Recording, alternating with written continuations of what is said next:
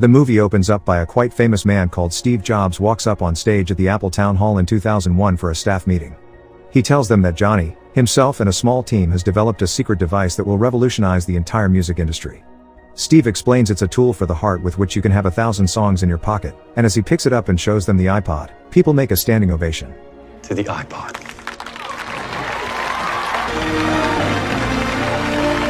27 years earlier, Steve meets his friend Daniel at Reed College. He explains to Daniel he doesn't want to study because a system can only produce a system, which he doesn't want to be part of.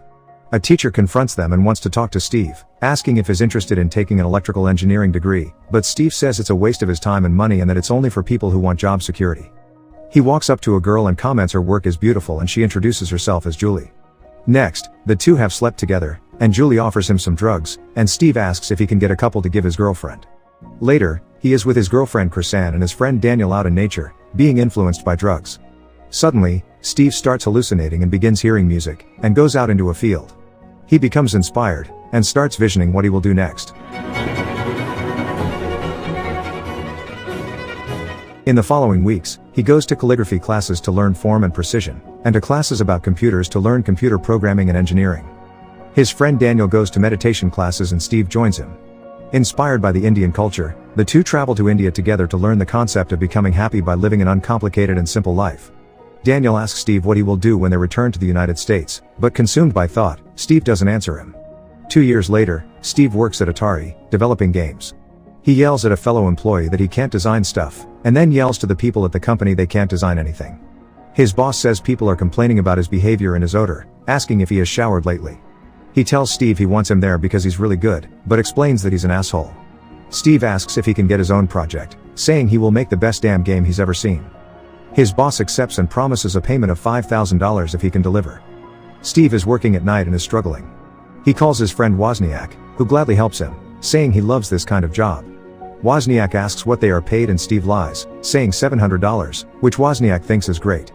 Next, Steve's boss is ecstatic. Steve comes home to Wozniak and gives him $350 for the work. Suddenly, Steve sees a device and asks Wozniak what it is. Wozniak says it will be very cool when finished, explaining he's developing and programming a computer terminal board that he's plugged into the TV.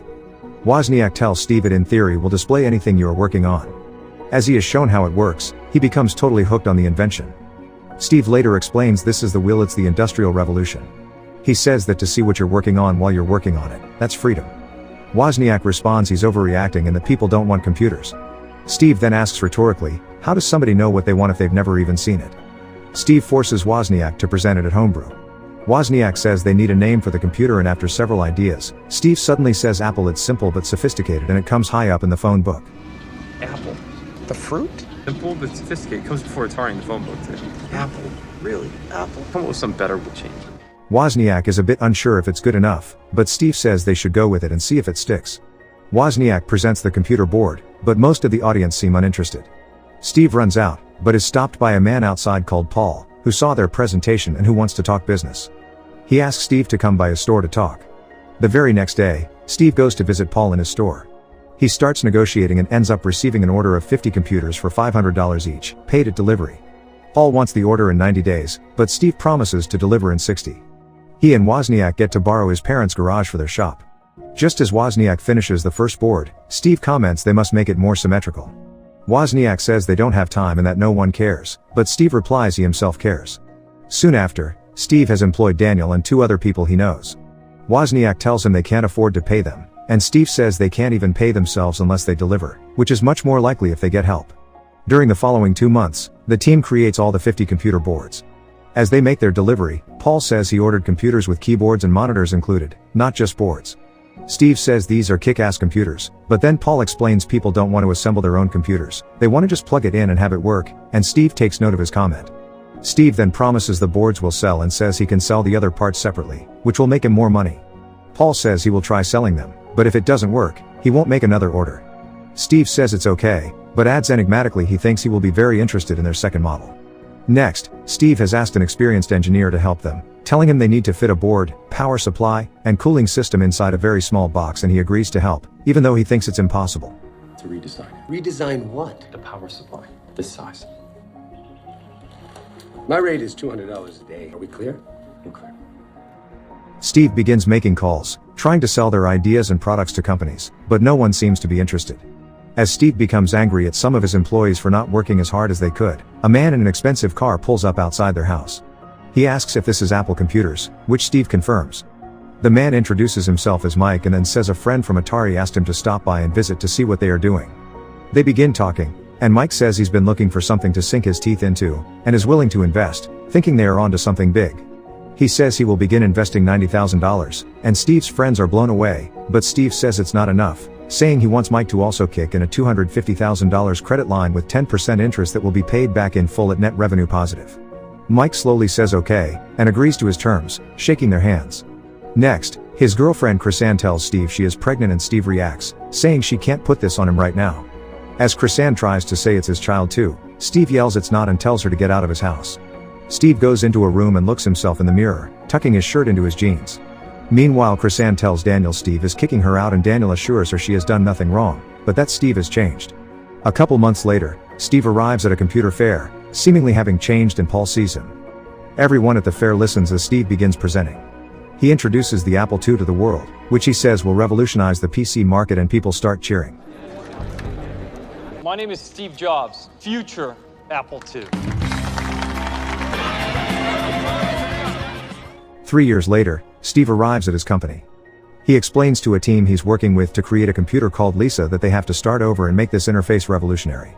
One employee says Steve's ideas are not a pressing issue, and Steve yells at him that he is fired. Another employee says that the guy was the best programmer they had, and Steve replies angrily he was the best programmer that doesn't share their vision. Later, Steve's lawyer asks Steve to sign a paper saying he's Lisa Brannon's father. Steve says he never had a child with Chrisanne, but after his attorney implores him to sign it, he does. Next, Wozniak asks Steve why he didn't give Daniel and the others any stock options in the company, and Steve responds his job is not to make people happy, but to make them better and that they do not deserve it.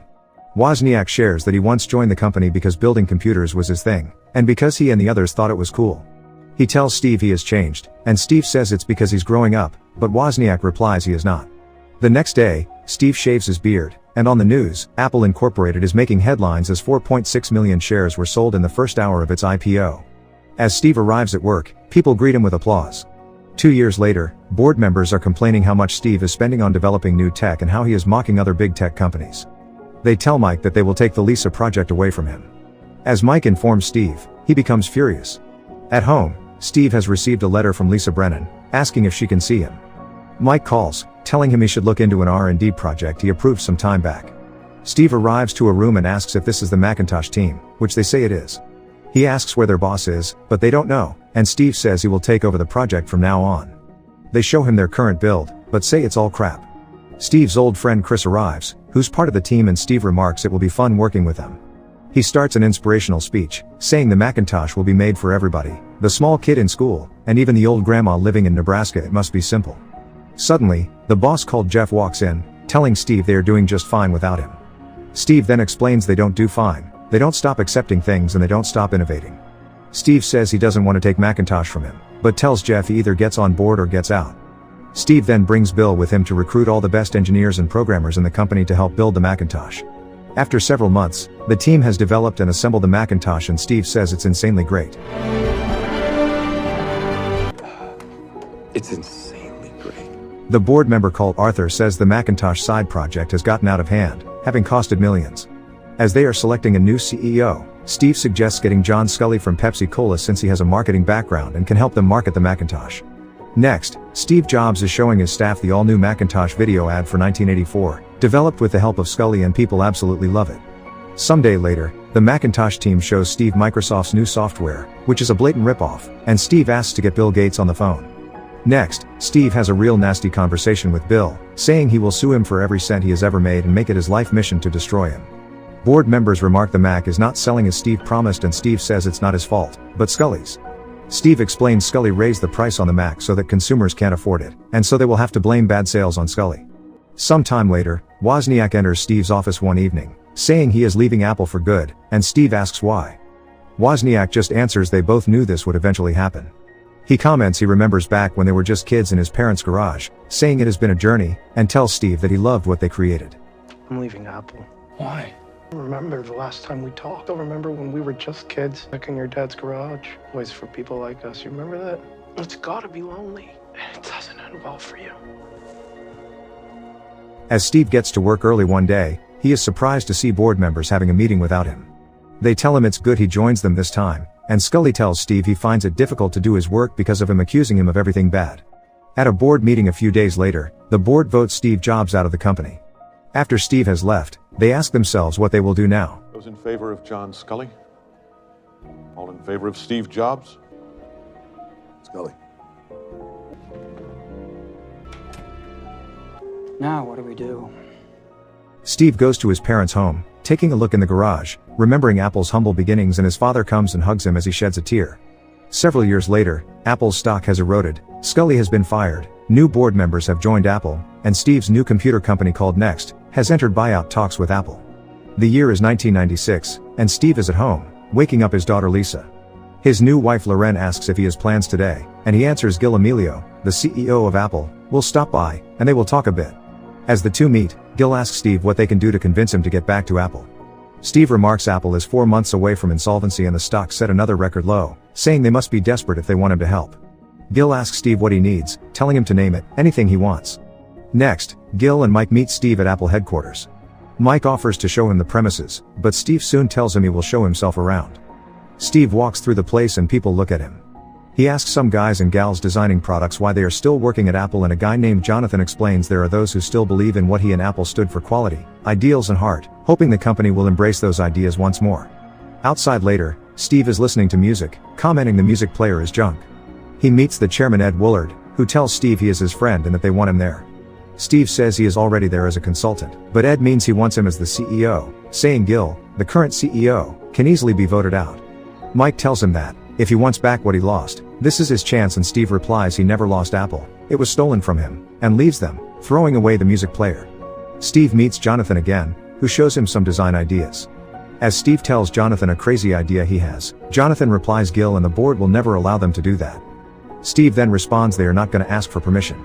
Next, Gil tells the board they should relieve Steve from his advisory role in the company, and the others agree.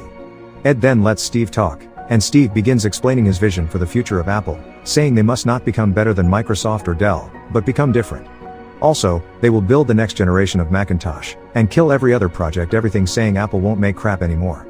In short, they will make Apple cool again. Steve then says he can only do this if he is given permission to operate under full autonomy, if he become a voting member of the board, and lastly gets Gil's position as CEO. Gil gets angry and the board votes on the matter. Steve receives full support from the board, and Gil is voted out. Next, Steve goes to one board member after the other, firing them and giving them golden parachutes. Lastly, Mike is given the same golden parachute. Mike shares he once told himself he would be out of the company while he was still in his 30s. He says he is now practically an old man, and accepts the golden parachutes and leaves. The two board members left asks what they are going to do now, and Steve says they are going to make a dent in the universe. In the last scene, Steve gives an inspirational speech, explaining that the people who are crazy enough to think they can change the world, are the ones who do.